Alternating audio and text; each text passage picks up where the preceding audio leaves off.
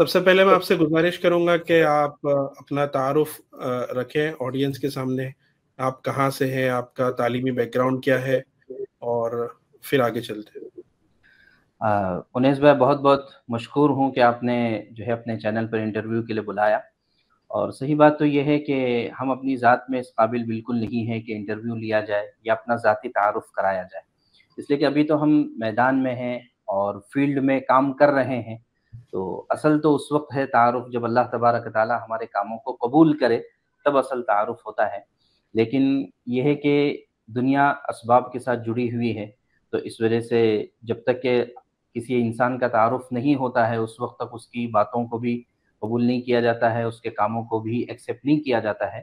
تو اس وجہ سے بنیادی تعارف اگر میں کراؤں تو جو ہے اللہ تبارک و تعالیٰ کا احسان ہے کہ اللہ نے ایک ایسے گھرانے میں پیدا فرمایا کہ جہاں پر تعلیم کی بڑی اہمیت تھی، اور ہمارے دونوں طرف کے یعنی والد کے اور والدہ کی طرف کا جو گھرانہ ہے یہ تعلیم یافتہ گھرانہ کہلاتا تھا دنیاوی اعتبار سے. اور والدین بھی الحمدللہ سائنس سے اس زمانے کے گریجویٹ تھے. لیکن ساری تبدیلی آئی میری پیدائش کے بعد، اور والد صاحب تبلیغ میں لگے. 3 دن سب سے پہلے ان کے لگے، اور اس کے بعد سے سارا گویا کہ گھر کا نظام ہی تبدیل ہو گیا. دونوں پڑھے لکھے خاندان سے تھے، اور یہاں تک کہ میں بتاؤں ہمارے نانا کے سلسلے میں کہ ماشاءاللہ بہت ہی سنجیدہ اور تعلیم یافتہ شخصیت تھی. ابھی قریب ہی چند مہینے پہلے ان کا انتقال ہوا.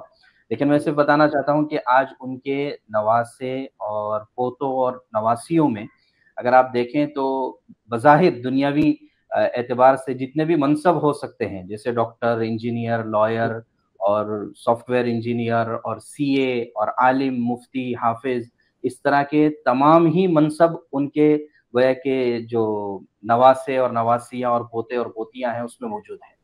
اور آج بھی ہمارے خاندان کا یہ ہے کہ بظاہر بہت ہی کم حافظ قرآن یا عالم دین ایسے انگلیوں پر گنے جا سکے اس طرح سے ہیں. لیکن الحمدللہ والدین کی قربانی رہی کہ انہوں نے خاندان والوں سے کہ مزاج کے خلاف جا کر جو ہے اپنے بچے کو اور ایکلوتے بچے کو مدرسے میں ڈالنے کا انہوں نے ارادہ کیا، اور پھر وہ اس میں کامیاب بھی ہوئے.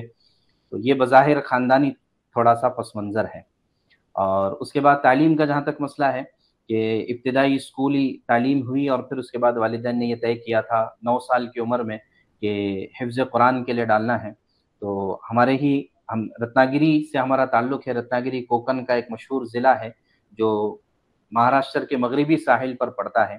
ممبئی اور گوا کے درمیان میں یہ ایک چھوٹا سا خوبصورت سا علاقہ ہے، پہاڑیوں سے گھرا ہوا اور سمندروں سے کے ساتھ لگا ہوا. تو یہاں پر ایک بہت ہی مشہور ادارہ ہے مدرسہ فیض القرآن کالوستا کے نام سے، اور وہاں کی تعلیم بڑی معروف تھی اس زمانے میں بھی اور آج بھی ہے. اور مولانا داؤد قدے صاحب وہاں کے ذمہ دار تھے. اور اسی طرح ہمیں جو استاد وہاں پر ملے حافظ عبد الرحمن پرکار صاحب، انہوں نے بہت اچھی جو ہے گویا کہ ذہن سازی کی اور حفظ کی تکمیل وہاں پر ہوئی. پھر اس کے بعد والد صاحب نے کہا کہ اب عالمیت کرنا ہے، تو ابتدائی تعلیم کے لیے اس وقت کے اعتبار سے بہت لمبا سفر کرایا، اور جامعہ مظہر سعادت ہاسوٹ گجرات میں بھروچ ضلع میں بڑا معروف ادارہ اس وقت بھی تھا، آج بھی ہے، جس کے بانی مفتی عبداللہ صاحب مظاہری رحمۃ اللہ علیہ انتقال ہو چکا ہے. تو وہاں ان کی تربیت میسر آئی، اور اسی کے ساتھ ساتھ ایک ہمارے استاد مفتی فاروق قاسمی صاحب وہاں پر تھے. انہوں نے بہت اچھی تربیت کی وہاں پر. ہمارے ایک اچھا ماحول، علمی ماحول وہاں پر ہمیں ملا. اور پھر اس کے بعد کچھ احباب، کچھ ہمارے سرپرست تھے یا ہمارے بعض ساتھی تھے مفتی عبدالواجد صاحب وغیرہ، ان کے کہنے پر یہ طے ہوا کہ بھئی کسی بڑے ادارے میں داخلہ لینا ہے.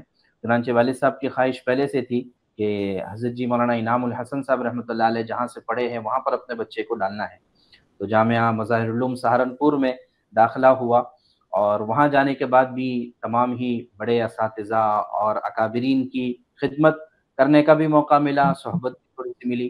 وہاں پر ہمارے استاد مفتی ارتضاء الحسن صاحب کاندھلوی دامت برکاتہم اور مفتی طاہر قاسمی دامت برکاتہم ابھی موجود ہیں. اور اسی طرح سب سے بڑی شخصیت جن کے پاس چند لمحے گزارنے کا موقع ملا وہ شیخ الحدیث مولانا محمد یونس جونپوری رحمۃ اللہ علیہ. جن کو ساری دنیا جانتی ہے، 50 سال تک بخاری شریف کا درس دیا ہے۔ الحمدللہ ان سے بخاری اور مسلم پڑھنے کی سعادت نصیب ہوئی، اور موجودہ شیخ الحدیث مولانا عاقل صاحب دامت برکاتہم سے بھی پڑھنا ہوا۔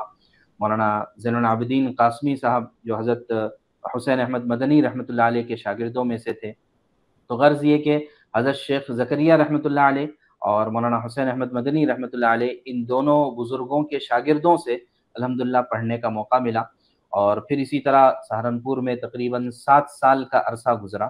جس وقت میری فراغت ہوئی تھی 21 سال عمر تھی، تو 7 سال وہاں پر، یعنی اس وقت کے اعتبار سے 1/3 عمر وہاں گزر چکی تھی۔ اس میں ایک بڑا عرصہ مولانا طلحہ کاندھلوی رحمۃ اللہ علیہ کی خدمت میں اور ان کی خانقاہ میں بھی گزرا۔ تو بہرحال یہ تھوڑا سا ایک تعلیمی پس منظر تھا۔ اور پھر اس کے بعد امارت شریعہ پٹنہ بہار میں قضاء کی تربیت کے لیے وہاں پر جانا ہوا۔ وہاں پر بھی قاضی عبدالجلیل قاسمی صاحب رحمۃ اللہ علیہ، ان سے استفادے کا موقع ملا۔ اور پھر اس کے بعد چند مہینوں کے لیے ہمارے ہی علاقے کا ایک مشہور اور معروف ادارہ ہے جامعہ حسینیہ عربیہ شری وردھن، تو وہاں پر چونکہ ہمارے علاقے میں فقہ شافعی کا بھی رواج ہے، تو فقہ شافعی کی تربیت لینے کے لیے اور اس میں فتویٰ کیسے دیا جاتا ہے اس کی تربیت کے لیے وہاں پر بھی چند مہینے گزارے، جس میں مفتی رفیق صاحب، مولانا محمد گجراتی صاحب اور مفتی عمر امبیڈکر صاحب وغیرہ، ان اساتذہ سے استفادے کا موقع ملا الحمدللہ۔ تو مفتی صاحب، عالمیت آپ کی مظاہر العلوم سہارنپور سے رہی، افتاء بھی آپ نے وہیں سے کیا؟ جی، عالمیت اور افتاء مظاہر العلوم سہارنپور سے، اور قضاء امارت شریعہ پٹنہ سے۔